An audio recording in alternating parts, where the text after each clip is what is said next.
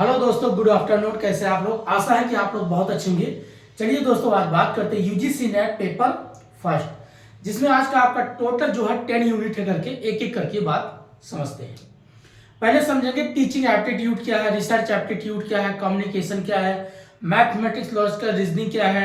फिर उसके बाद आपका लॉजिकल रीजनिंग क्या है, the people and development and environment क्या है, हायर एजुकेशन सिस्टम क्या है, इंफॉर्मेशन एंड कम्युनिकेशन टेक्नोलॉजी क्या है, देन उसके बाद आपका डेटा इंटरप्रिटेशन क्या है, और लास्ट में आपका कॉम्प्रिहेंशन क्या है। देखिए एक एक करके आप समझते हैं क्या क्या। ये तो मैप बनाए, इसको मिटाते हैं दोस्तों। कभी कभार कोई बच्चे आ जाते हैं ज्योग्राफी वगैरह पढ़ने के लिए, तो ये भी चीजें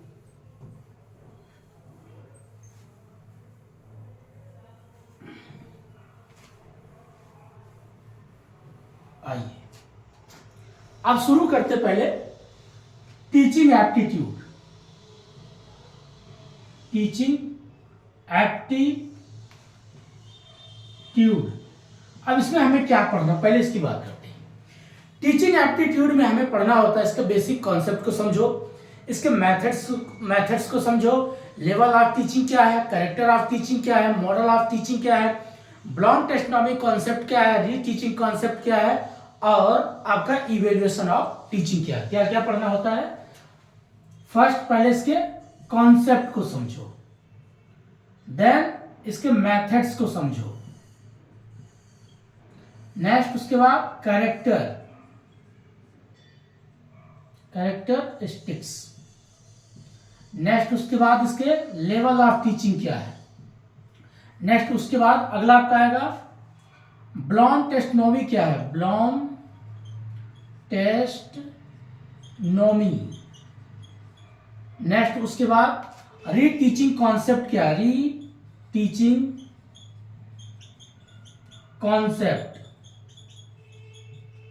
नेक्स्ट उसके बाद evaluation of teaching, evaluation of teaching. ठीक है दोस्तों। उसके बाद यहां पर principle of teaching, principle of teaching, next उसके बाद आपका affective of teaching, affective of teaching. Okay, ये बेसिक जो कॉन्सेप्ट एक एक करके बात किया। कॉन्सेप्ट पहला टीचिंग क्या है, मेथड्स ऑफ टीचिंग क्या है, कैरेक्टर ऑफ टीचिंग क्या है, लेवल ऑफ टीचिंग क्या है, ब्लॉन्ड टेक्सोनॉमी क्या है, री टीचिंग कॉन्सेप्ट क्या है, इवैल्यूएशन ऑफ टीचिंग क्या है, प्रिंसिपल ऑफ टीचिंग क्या है, अफेक्टिव ऑफ टीचिंग क्या है। अगर आपने इतना चीजें अच्छे से कर लिया तो आपको समझो यहां से कम आपका 80% नॉलेज कवर हो। बाकी कुछ करंट चीजें होती हैं, कौन सा नया मॉडल आ गया है तो थोड़ा करंट भी चीजें देखना पड़ेगा, लेकिन ये पूरा इसका ये बेस है, कॉन्सेप्ट यही होता है आपका टीचिंग एप्टीट्यूड का। तो एक एक करके टॉपिक जो इस पे मैं एक एक करके बात करता हूं। कॉन्सेप्ट मतलब क्या होता है, अगर आपके पास नॉलेज ज्ञान है तो आप दूसरे को अगर बताने में आपके अंदर एक क्षमता है, पेशेंस है। जैसे कोई व्यक्ति अगर नहीं समझ पा रहा तो उसको हर एक एग्जाम्पल देके आप समझाते हैं। टीचिंग का बेसिक कॉन्सेप्ट यही होता है, एग्जाम्पल देके समझाना, और अपनी बात को इतना बढ़िया सरल शब्दों से प्रयोग करो कि अगले को और समझ में आ जाए। इसी प्रोसेस को ही क्या बोलते हैं, मतलब टीचिंग एप्टीट्यूड। अर्थात टीचिंग माने बताना, एप्टीट्यूड मतलब क्षमता, पेशेंस। अगर ये प्रोसेस आप करने के आप योग्य हो, आपके अंदर वो पेशेंस है, तभी ये कॉन्सेप्ट क्लियर होगा। दूसरा ये होता मेथड्स कितने हैं। मेथड्स जब आप पढ़ेंगे तो इसके अगर देखा जाए तो offline methods, online method, teacher centred method और लर्नर सेंटर मेथड। कौन कौन, ऑफलाइन मेथड्स, ऑनलाइन, उसके बाद teacher centred method, teacher centred method, उसके बाद लर्नर सेंटर्ड मेथड। ये आपका 4 मेथड होते हैं। ये 4 मेथड्स क्या होती है, टीचिंग का बेसिक कॉन्सेप्ट क्लियर की जाती है, पढ़ाने की प्रोसेस बताती है। अब मान लीजिए ऑनलाइन मेथड्स अगर आप देखते होंगे, जैसे आजकल विजुअल कैमरा है, डिजिटल कैमरा है, जो भी आजकल देखिए मोबाइल है, लैपटॉप है, ये सब क्या है आपके ऑनलाइन मेथड्स के बेसिक स्रोत हैं, आधार है। ऑफलाइन क्या होता था, जब गुरुजी और टीचर आमने सामने बैठे, फेस टू फेस क्लास चलती हो, उसको बोलते थे ऑफलाइन मेथड्स। लेकिन यहां पर दो चीज और पूछता है, ऑनलाइन में कुछ गवर्नमेंट ने नई नई स्कीम प्रोवाइड की है, जिसमें आप सुने होंगे कि स्वयं क्या है, स्वयं प्रभा क्या है। ये बेसिक आधार जो है आपका ऑनलाइन मेथड्स में आता है। और एक और है मोक बोलते हैं, massive open online, massive open online course. तो ये मोक्स इसको बोलते हैं, मैसिव, जिसको मैसेज करना है, मैसिव ओपन ऑनलाइन कोर्स। तो ये जो आपका जैसे स्वयं है, स्वयं प्रभा है, ये 2017 में जब अरुण जेटली वित्त मंत्री थे तभी ये चीज लॉन्च किया गया था। ठीक है, उसके बाद ऑफलाइन मेथड, वही टीचर और स्टूडेंट आमने सामने बैठे हैं, तो ये जो फेस टू फेस क्लास चलती थी उसी को बोलते थे offline methods. Teacher centre method means क्या होता है, जब टीचर मान लीजिए सेंटर्ड होता है, जब लेक्चर लेता है, पढ़ाता है, तो उसी को टीचर सेंटर्ड मेथड्स कहते हैं। लर्नर सेंटर मेथड क्या होता है, जब लर्नर खुद होमवर्क करता है, ग्रुप डिस्कशन करता है, क्वेश्चन पूछता है, इसको बोलते हैं लर्नर सेंटर मेथड्स। ठीक है, अब बात करते हैं कैरेक्टरिस्टिक। कैरेक्टरिस्टिक मींस होता है इसके कितने चरित्र, इसके दो भागों में बांटा गया। जैसे टीचर का कैरेक्टर क्या है, लर्नर का कैरेक्टर क्या है, यहां पर ये चीजें बात करता है। अब टीचर का अगर कैरेक्टर की बात करें दोस्तों, जो गुरु जी का क्या होना चाहिए, टीचर का कैरेक्टर और लर्नर का। अब जो लर्नर है इसमें देखिए, लर्नर में दो आता है, एक होता है एडोलसेंट, और एक होता है एडल्ट। ये दो होते हैं। अब ये बताते क्या, जब आपका टीचर सेंटर्ड होता है तो टीचर क्या करता है भाई, लेक्चर भी लेगा, लेक्चर के माध्यम से पढ़ाएगा, प्लस अपना होमवर्क पूरा करता है। टीचर भी करता है होमवर्क, भाई कल बच्चों को क्या पढ़ाना, क्या टॉपिक पढ़ाना, उस पर वो बात करता है। ठीक है, लर्नर सेंटर में क्या होता है, इसके दो भागों में बांटा गया, एक होता है एडल्ट, एक होता है एडोलसेंट और एडल्ट। एडोलसेंट मीन्स होता है जो भी बच्चा कम समझ है, मान लीजिए क्लास 8 या 6 में पढ़ रहा है तो अभी वो एडोलसेंट है। एडल्ट होता है जब क्लास 9 से लेकर के 12 तक का वो बच्चा पढ़ता है, तो 9 से लेकर 12 तक का, और ये होता है 6 से मान लीजिए आपका 8 तक का। इसको बोलेंगे एडोलसेंट, इसको बोलेंगे एडल्ट। एडल्ट मीन्स अब ये समझने लायक हो गया, चीजों को, बारीकी चीज को पढ़ लेता है, लिख भी लेता है, तो इसको बोलेंगे एडल्ट। अब ये बच्चा क्या अभी लिख भी रहा है, समझ भी रहा है, लेकिन अभी पूरा समय देना पड़ेगा इसको इसके लेवल तक पहुंचने में। ठीक है, अब बात करते हैं level of teaching. Level of teaching basically 3 भागों में बांटा गया, मेमोरी लेवल, अंडरस्टैंडिंग लेवल और reflecting level. Memory level means होता है जब आप किसी बच्चे को याद कराते हैं, रटाते हैं, समझाते हैं, कि जैसे आप देखते होंगे क्लास 1 से क्लास 5 तक के बच्चे को आप ABC ये जो आप लिखवाते हैं, प्रैक्टिस कराते हैं, इसी को ही बोलते हैं मेमोरी लेवल कॉन्सेप्ट। क्या बोलते हैं, मेमोरी लेवल कॉन्सेप्ट। ठीक है, अब इस कॉन्सेप्ट किसने दिया था, उनका नाम था हर्बर्ट नाम के एक व्यक्ति थे, उन्होंने दिया था। ठीक है, और दूसरा था आपका understanding level. Understanding level concept जो है किसने दिया था, उनका नाम था मॉरिसन। लेकिन अंडरस्टैंडिंग लेवल है क्या, जब क्लास 9 से लेकर के 12 तक के आप बच्चे को देखेंगे, पढ़ना, लिखना, समझना सब कुछ सीख जाता है, उसी को बोलते हैं understanding level. Understanding level concept किसने दिया था, तो उनका नाम था दोस्तों मॉरिसन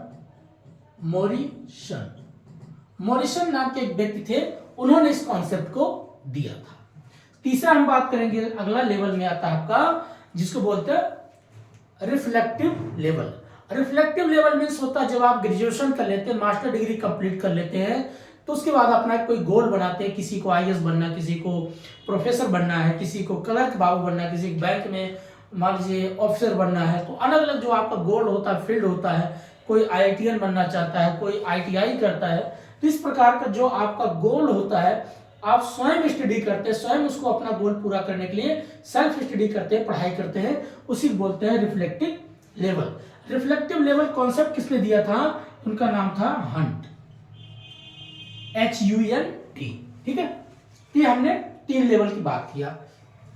अगला बात करते हैं ब्लॉम टेस्टोनॉमी। ब्लॉम टेस्टोनॉमी जो बेसिकली कॉन्सेप्ट यहाँ पर अगर देखा जाए, जैसे आज के दौर में इंसान पढ़ाई लिखाई करता लेकिन हर दिन एंजाइटी, टेंशन, डिप्रेशन में जी रहा है, अपनी मन की बात किसी से कह नहीं पाता, एक ऐसे उम्र में आता बहुत परेशान हो जाता है, फ्रस्ट्रेट हो जाता है।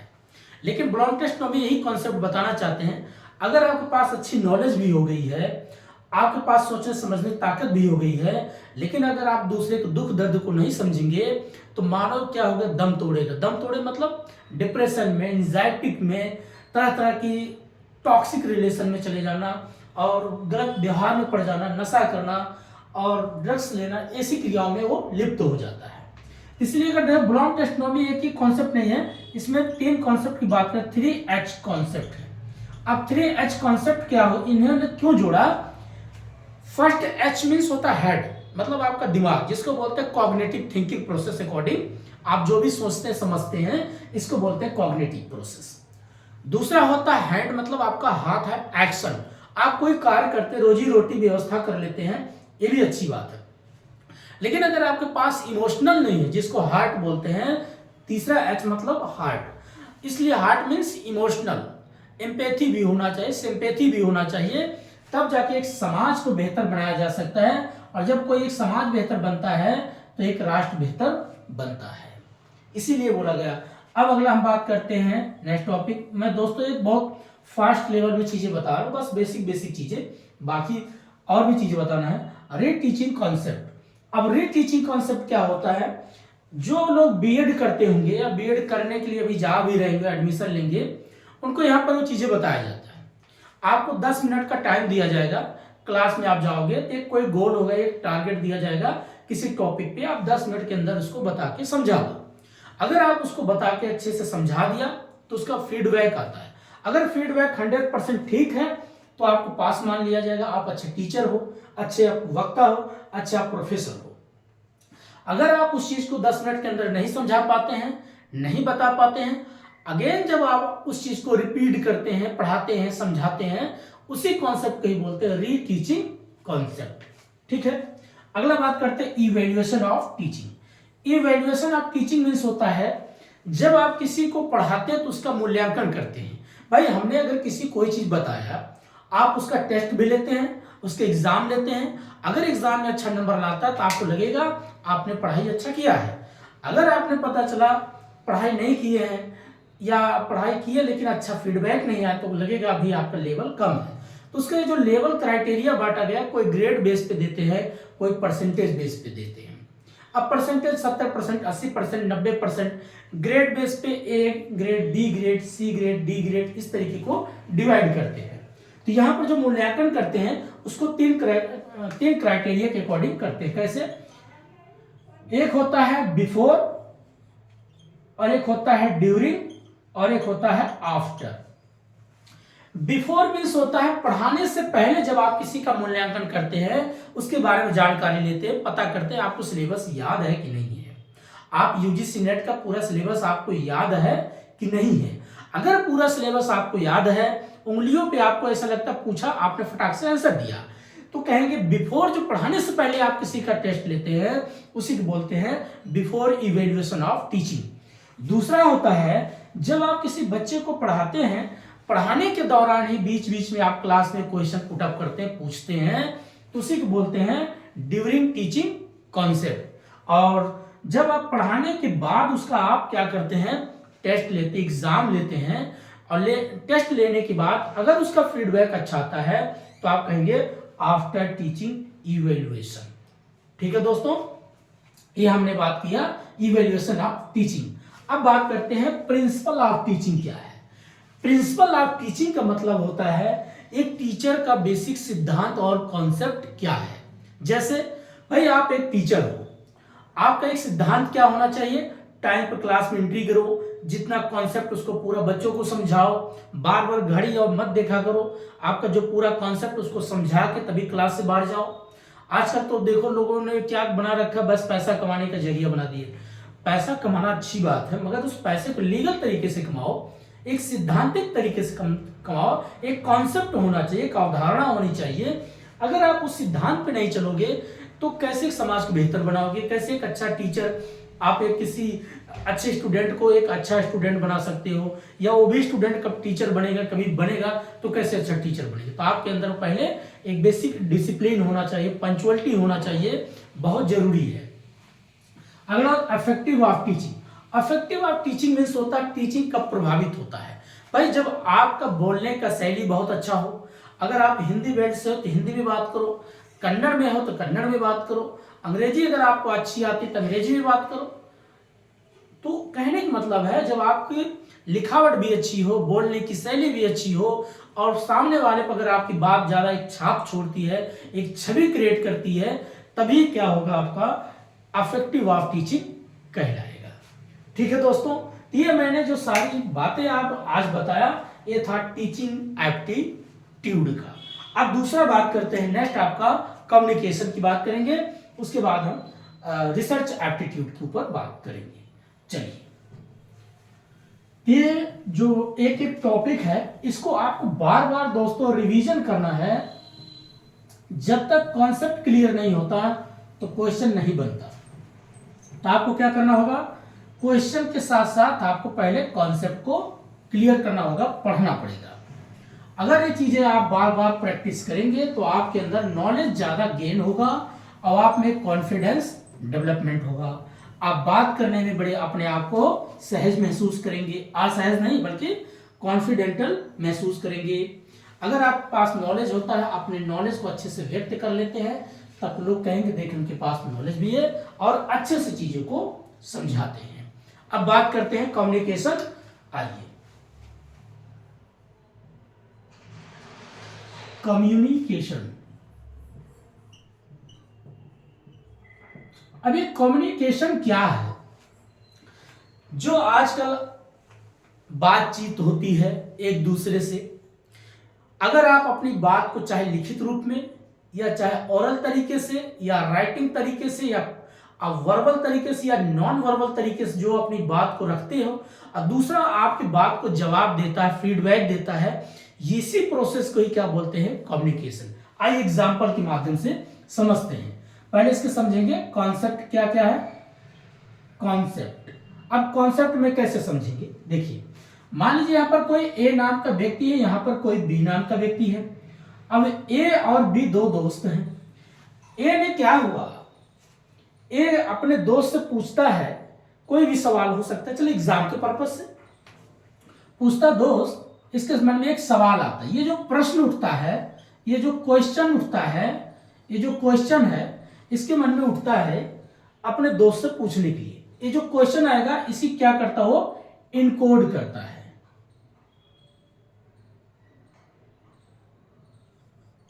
इनकोड,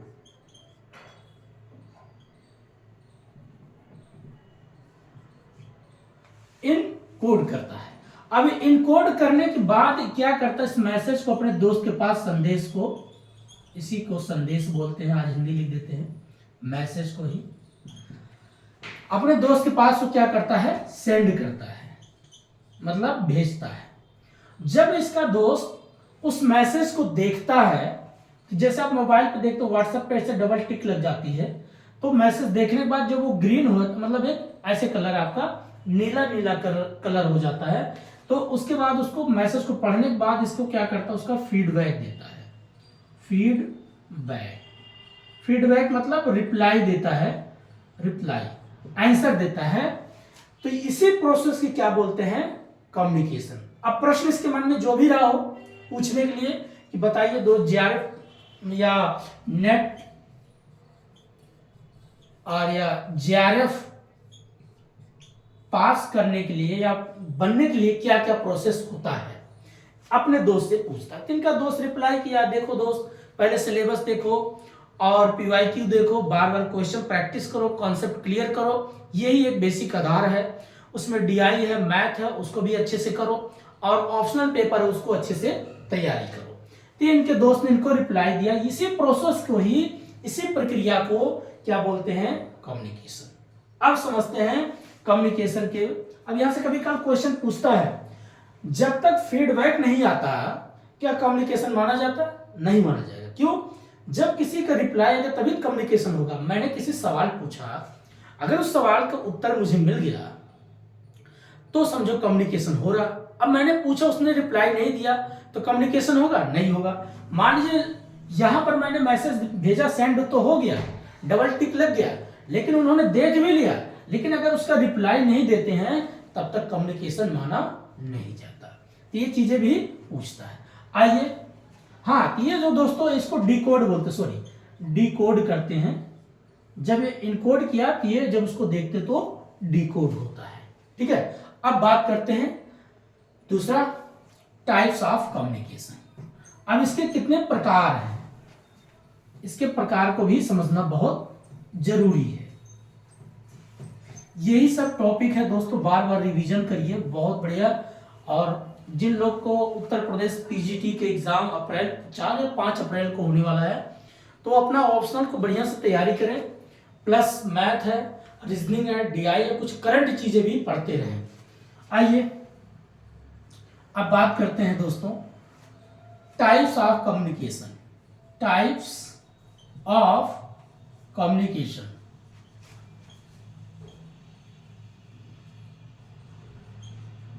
अब इसके प्रकार कितने हैं? कम्युनिकेशन के बेसिक अगर प्रकार देखा जाए तो कई हैं, एक एक करके लिखते। पहला है फॉर्मल कम्युनिकेशन। फॉर्मल कम्युनिकेशन, ठीक है। दूसरा इसमें है इनफॉर्मल कम्युनिकेशन। Informal communication. तीसरा आपका है verbal communication. Verbal communication. Fourth है आपका नॉन वर्बल कम्युनिकेशन। फिफ्थ आपका है डायरेक्ट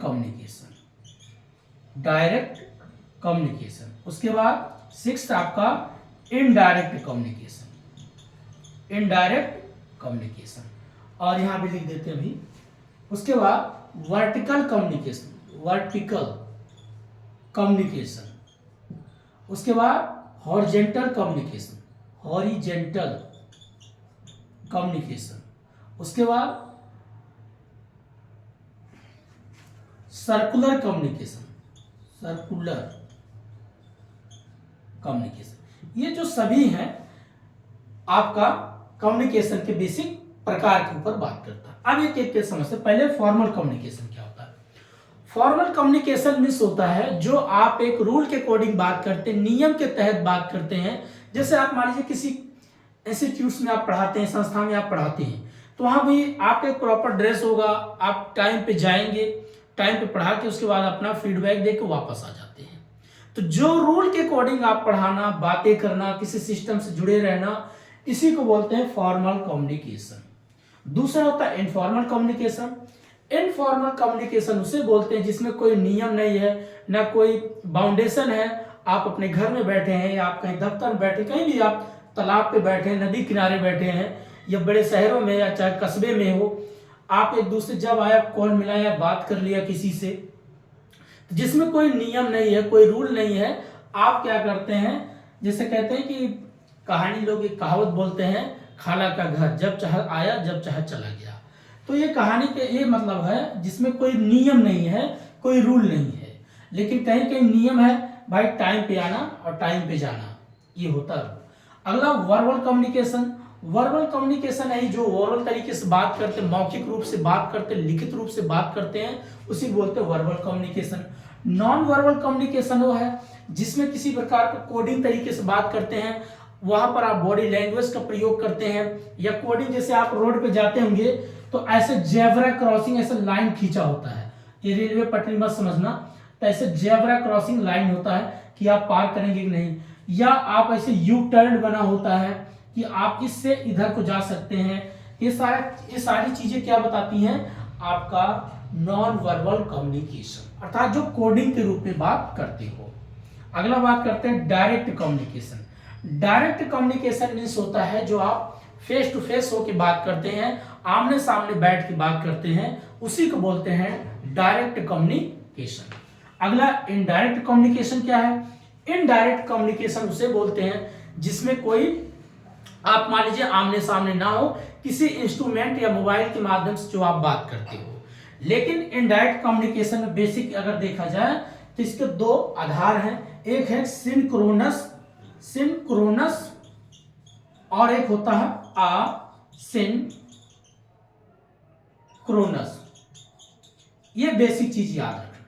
सिंक्रोनस मीन्स होता है इनडायरेक्ट कम्युनिकेशन में, जैसे आप मोबाइल से बात करते हो, आप वीडियो कॉल करते हो, ऑडियो कॉल करते हो, या आप मैसेज लिखते हो, तो जब आप ऑनलाइन एक दूसरे, वो भी ऑनलाइन है, आप भी ऑनलाइन हो, फटाफट एक दूसरे को रिप्लाई देते हो, इस प्रोसेस को ही बोलते हैं सिंक्रोनस कम्युनिकेशन। लेकिन ये कैसे इनडायरेक्ट है, क्योंकि आप एक दूसरे का आमने सामने नहीं हो। लोग कहेंगे सर वीडियो तो कॉल करते हैं तो दिखता है, बट वो किसी इंस्ट्रूमेंट का प्रयोग कर रहे हैं ना। एक होता है फिजिकल रूप में आमने सामने होना, किसी इंस्ट्रूमेंट के माध्यम से, इंस्ट्रूमेंट मतलब म्यूजिक मत समझना, या कोई वस्तु के माध्यम से, आप मोबाइल एक वस्तु है उसके माध्यम से आप बात कर रहे हैं, कंप्यूटर के माध्यम से आप बात कर रहे हैं, इससे थोड़ी है कि आप आमने सामने हैं, क्योंकि आपने किसी वस्तु का प्रयोग कर रहे हैं। तो जो आप रिप्लाई तुरंत फीडबैक देते हैं, इसी को बोलते हैं सिंक्रोनस कम्युनिकेशन। दूसरा होता है आसिंक्रोनस कम्युनिकेशन। क्या है आसिंक्रोनस कम्युनिकेशन? उसे बोलते हैं जब आप फीडबैक, जैसे मान लीजिए आपने किसी से क्वेश्चन पूछा, अपने दोस्त को लिखा हेलो गुड मॉर्निंग फ्रेंड्स, अब आपका दोस्त 2 दिन के बाद आपको गुड मॉर्निंग भेज रहा है, फीडबैक दे रहा है, या हो सकता है 4 घंटे बाद फीडबैक आपको मतलब रिप्लाई दे रहा। इस प्रोसेस को ही बोलते हैं asynchronous communication. Is that clear? Okay friends, अब बात करते हैं अगला वर्टिकल कम्युनिकेशन। वर्टिकल कम्युनिकेशन होता है जैसे top to bottom, bottom to top. अगर आप किसी कंपनी में, यहां पर मान लीजिए सीईओ साहब हैं, एमडी साहब हैं, यहाँ पर एम्प्लॉय है, यहाँ पर चपरासी है, पियोन है, तो जो ऊपर से फाइल नीचे को जाती है और फिर यही फाइल नीचे से ऊपर को जाती है, इसी प्रोसेस को क्या बोलते हैं? Top to bottom, bottom to top, इसको बोलते हैं वर्टिकल कम्युनिकेशन। अगला है हॉरिजॉन्टल कम्युनिकेशन। हॉरिजॉन्टल कम्युनिकेशन वो होता है जैसे यहाँ पर एक कोई लाइन खींचिए, यहाँ पर मान लीजिए प्रोफेसर साहब, यहाँ भी प्रोफेसर प्रोफेसर प्रोफेसर। जब प्रोफेसर प्रोफेसर से ही कम्युनिकेट करता हो, या टीचर टीचर से बात करता हो, प्रिंसिपल प्रिंसिपल से बात करता हो, विद्यार्थी विद्यार्थी से बात करते हैं, इन्हीं प्रोसेस को क्या बोलते हैं? आपका हॉरिजॉन्टल कम्युनिकेशन। अगला है सर्कुलर कम्युनिकेशन। सर्कुलर कम्युनिकेशन होता है जैसे एक सर्कल है, यहां पर ए नाम का कोई व्यक्ति है, यहां पर बी नाम का, यहां पर सी, यहां पर डी। जब एक दूसरे को पता चला, ऐसे सर्कुलर ग्रुप में इंफॉर्मेशन सेंड करते हो, उसी को बोलते हैं सर्कुलर कम्युनिकेशन, अर्थात जिसको बोलते हैं वृत्तीय संचार कम्युनिकेशन, या वृत्तीय संचार उसको बोलते हैं। ये था दोस्तों टाइप्स ऑफ कम्युनिकेशन। अब बात करते हैं इसके मॉडल ऑफ कम्युनिकेशन।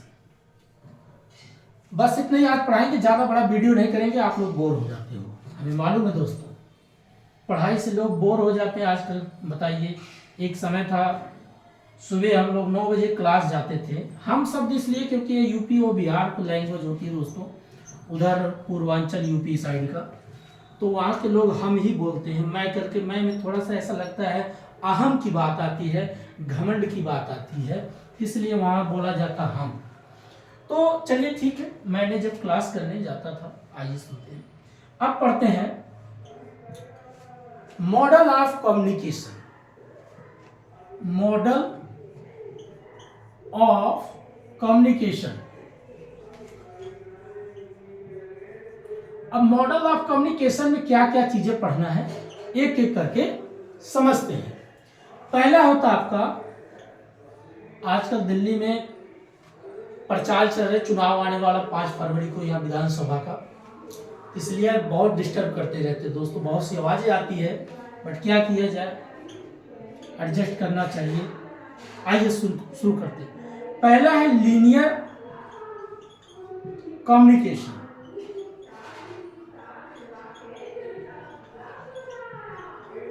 दूसरा आपका है ट्रांजिशनल कम्युनिकेशन। ट्रांजिशनल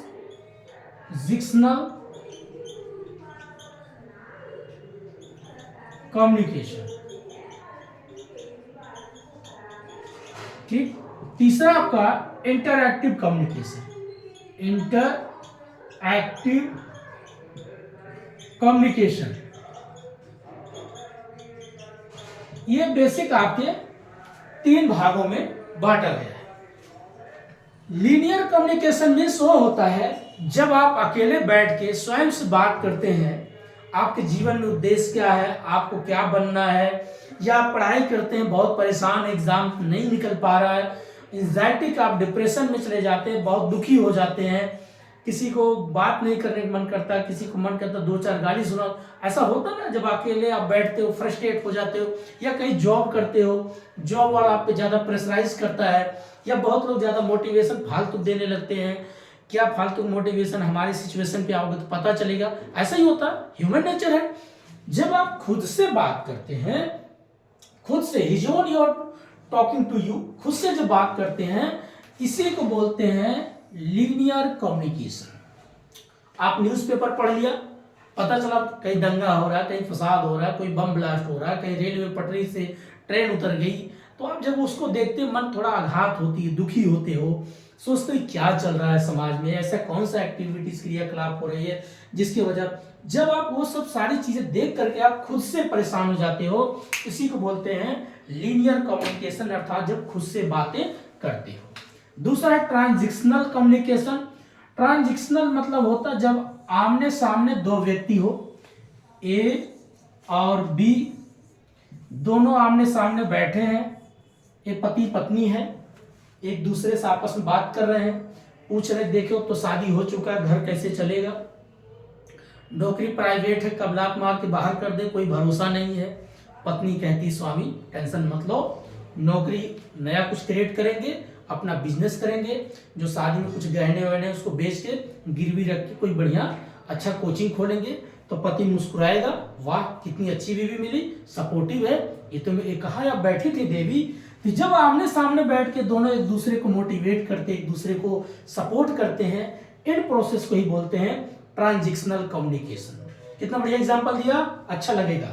अगला है आपका interactive communication. Interactive communication means होता है जब आप किसी को मोबाइल के माध्यम से, यहां पर किसी माध्यम की बात करेगा, मोबाइल के माध्यम से आपने कोई मैसेज लिखा, बाद में उसका रिप्लाई बाद में आता है, आप कोई ब्लॉग बनाते हो या कोई बात कहते हो, तो यही समझ लो ये पति है और ये पत्नी है, ये रहती है दिल्ली में और ये रहते मुंबई में। अरे ऐसे लिख देते हैं, MU कर दिया, समझ जाओ। अब ये जो दिल्ली में रहती हैं, ये कहती हैं, ये कहते हैं सुनो आप मुंबई में हो, माया नगरी में, और मैं रहता हूं दिल्ली के दिलवालों में, जरा ये बताओ हमें बिजनेस करना है, कुछ आइडिया तो बताओ। इन्होंने कहा ठीक है अभी रुके, इन्होंने मैसेज करके दे दिया, पता चला 2 दिन के बाद फीडबैक आ रहा है, रिप्लाई। यहाँ तो दोनों आमने सामने बैठे थे, बट यहाँ पता चला आमने सामने नहीं है, ये दिल्ली में वो मुंबई में है, और एक दूसरे को जो मैसेज 2 दिन के बाद 1 घंटे बाद रिप्लाई आने के ही प्रोसेस को उसको बोलते हैं इंटरैक्टिव कम्युनिकेशन। तो ये है दोस्तों आपका मॉडल ऑफ कम्युनिकेशन। अब बात करते हैं बैरियर ऑफ कम्युनिकेशन। आइए, बैरियर ऑफ कम्युनिकेशन होता है जब किसी भी बाधा उत्पन्न कर दे। आजकल लोगों की जीवन बाधा ही है, देखते होंगे बड़े बड़े एस्ट्रोलॉजर आपकी जिंदगी कुंडली खोल कर लोग बैठे हैं, लोग कितनी बाधाओं से जूझ रहे हैं। ऐसे चीजों में भारत को बताइए, चाइना टेक्निकल चीजों में इतना आगे बढ़ गया, अपने देश को मैन्युफैक्चरिंग को हब बना दिया और लोगों को इतना वस्तु बेचना शुरू कर दिया, 19 ट्रिलियन तक पहुंच गया। भारत 5 ट्रिलियन का खौफ देख रहा है, क्योंकि भारत में मैन्युफैक्चर पे ध्यान नहीं देना, इनोवेशन तो करना ही नहीं है। यहाँ तो बस जाति और धर्म के नाम पे वोट लेना। यहाँ मैं खुद देखता हूँ दिल्ली में एक दूसरे के जैसे कुत्ते की तरह लड़ते रहते हैं। इस शब्द बड़ा अजीब लगता है, लेकिन बोलना ही पड़ता है, आजकल समाज ही ऐसा हो गया। ऐसा शोभा नहीं देना चाहिए, बट कुत्ता कोई शब्द खराब नहीं है। आइए अब बात करते हैं बैरियर ऑफ कम्युनिकेशन। बैरियर, अब बैरियर ऑफ कम्युनिकेशन,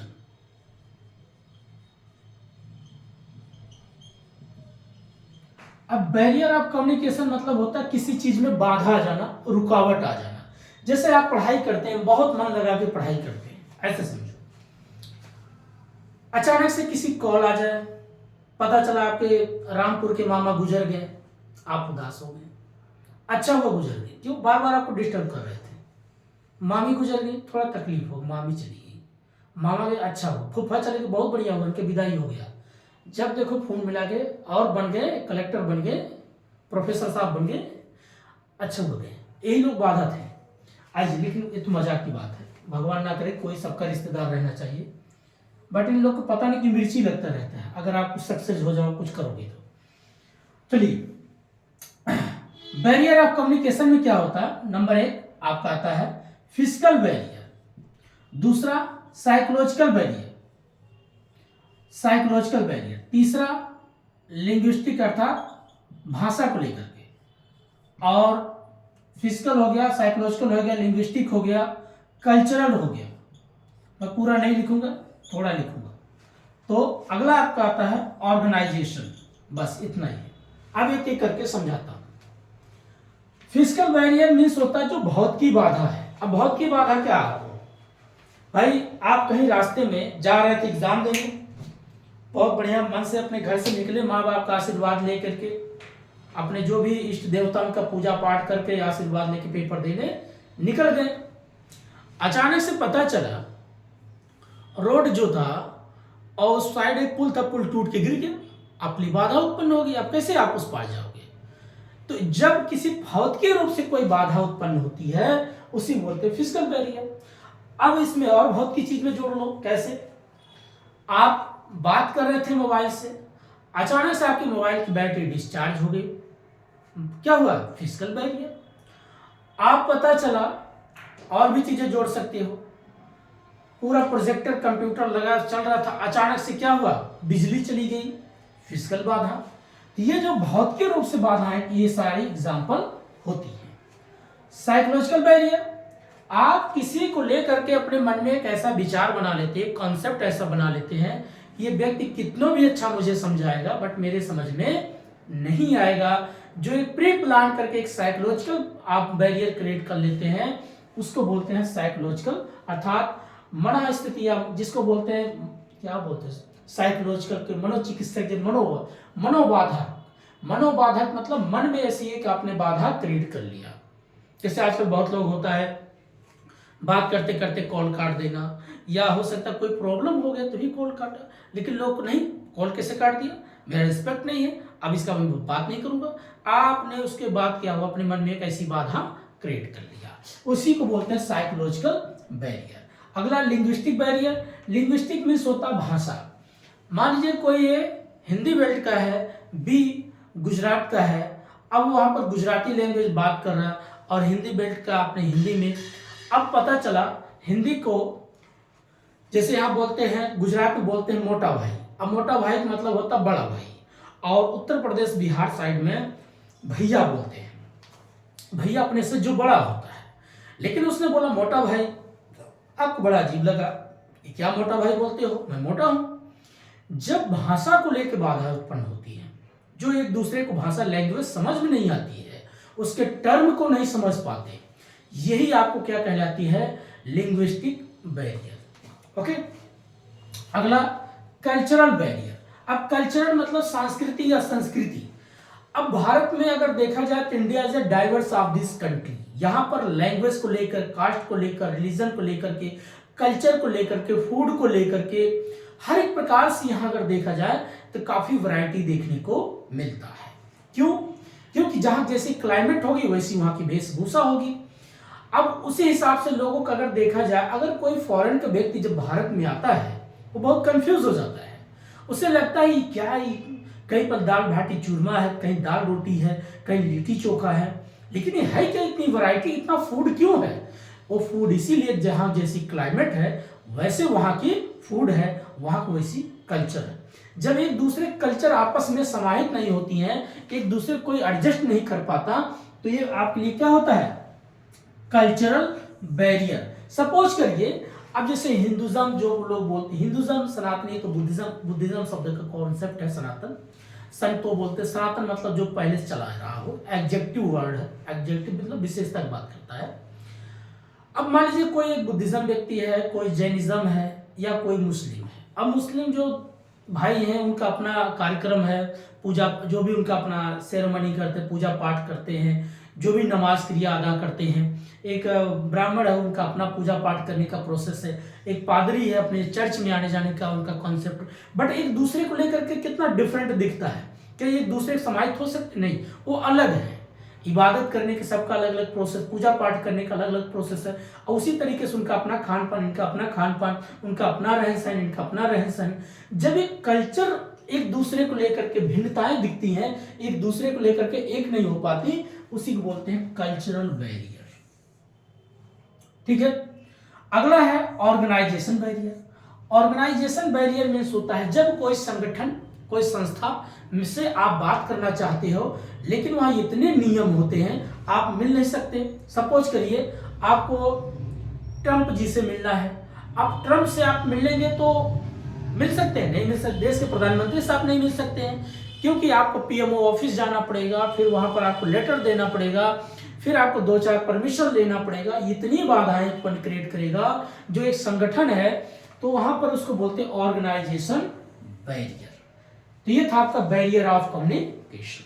अब बात करेंगे उसके बाद अफेक्टिव ऑफ कम्युनिकेशन, देन उसके बाद मास मीडिया कम्युनिकेशन। उसके बाद ये चैप्टर क्लोज करते हैं, कल फिर दूसरा टॉपिक लेके आएंगे। अब बात करते हैं कौन सा आपका affective of communication. Affective of communication, COM कर दिया, समझ जाइए। और दूसरा लिख देते हैं आपका मास मीडिया कम्युनिकेशन। ये है बेसिक चीज। लास्ट टॉपिक देखिए, अफेक्टिव मीन्स होता है जब आप किसी से प्रभावित होते हैं। अगर कोई व्यक्ति बड़ी मीठी मीठी बातें करता है और आप उसके बातों में इतना खो जाते हैं, कहानीकार व्यक्ति है, कहानी पे कहानी गढ़ देता है और अच्छी सी अच्छी स्टोरी सुनाता है, तो आप उसके बातों में खो जाते हैं। तो कहते हैं कितना बढ़िया सुनाते हैं, कितना बढ़िया बताते हैं।